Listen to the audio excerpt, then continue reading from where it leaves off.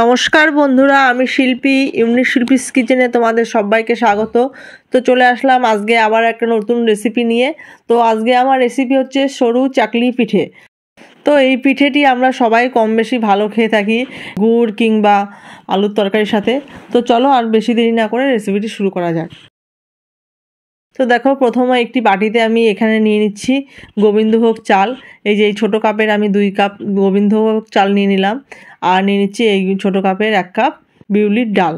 চাল আর ডাল আমি দুটোকে ভালো করে ধুয়ে 3-4 ঘন্টার জন্য জলে ভিজিয়ে রাখবো।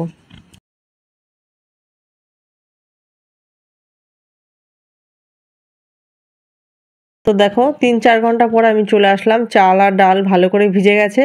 এবার আমি এগুলোকে পেস্ট করে নেবো মিক্সার মেশিনে।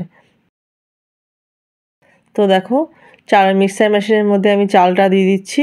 আমি জল শুদ্ধই চালটা পেস্ট করে নেবো, জলটা আর ফেলছি না, কারণ চালটা ভিজিয়েছিলাম, গোবিন্দভোগ চাল ভালো করে ধুয়ে ভিজানো আছে। তো গোবিন্দভোগ চালের একটা সুন্দর সেন্ট আছে, সেন্টটা বেরিয়ে যাবে। তার জন্য আমি জলটা শুদ্ধই আমি চালটাকে পেস্ট করে নিলাম। দেখো সুন্দর একটা পেস্ট তৈরি হয়ে গেছে। এবার এটাকে আমি একটা মিক্সিং বোলে ঢেলে নিচ্ছি।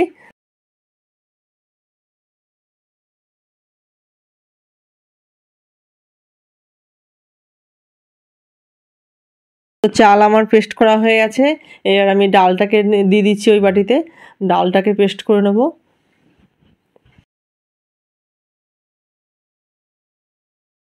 তো একটু সামান্য জল দিয়ে নিচ্ছি, জল দিয়ে ডালটাকে পেস্ট করব। তো দেখো ডালটাও আমার ভালো মতো পেস্ট হয়ে গেছে। তো মিক্সার মেশিনে খুব সুন্দর করে আমি পেস্ট করে নিলাম। এবার আমি ওটাকে ডালটাকেও আমি চালের পেস্টের মধ্যে দিয়ে দিচ্ছি। এবার দুটোকে ভালো করে মিশিয়ে নেব।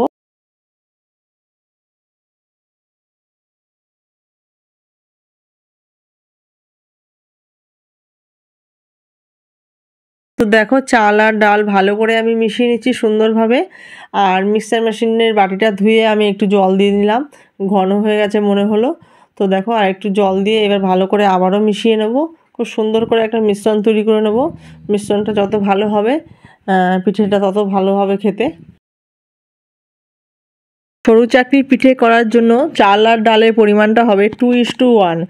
তো চাল আমি 2 কাপ যদি নিই, তাহলে ডাল নেব 1 কাপ। এইভাবে তোমরা যে কোনো কাপ বা বাটি দিয়ে মেপে নিতে পারো 2:1 পরিমাণ করে।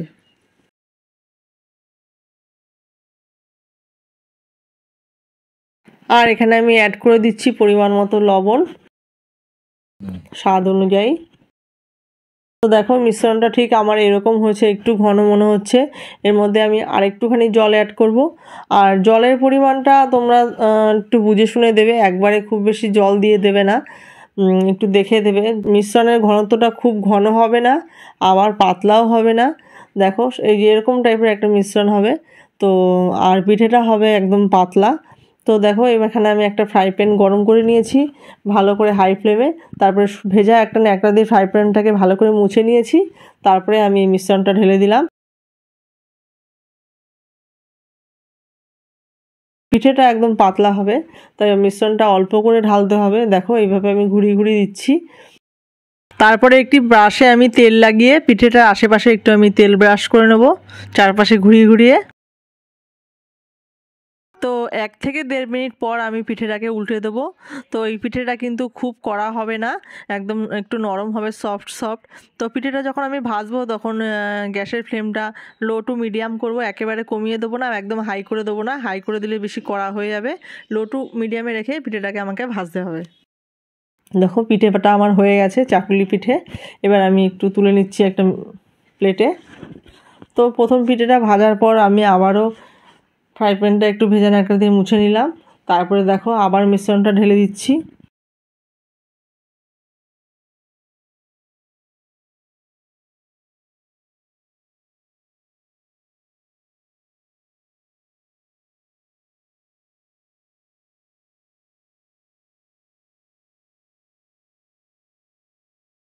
মিশ্রণটা ঢেলে দেওয়ার 1 থেকে 1.5 মিনিট পর আমি আবারও একটু তেল ব্রাশ করে নেব পিঠেটার চারপাশে।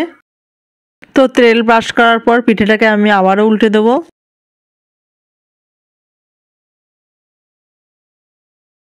তো এইভাবে এক এক করে আমি সব কটা চাকলি পিঠে আমি তৈরি করে নেব। আর এই চাকলি পিঠের জলের পরিমাণটা একটু বুঝে শুনে দেবে, দেখে। এক একটা চাল এক এক রকমভাবে জল অ্যাবজর্ব করে, যার জন্য জলের পরিমাণটা আমি বললাম না। তো চলো, আজকে আমার চাকলি পিঠে কেমন হয়েছে তোমরা সবাই কমেন্ট করে জানাবে।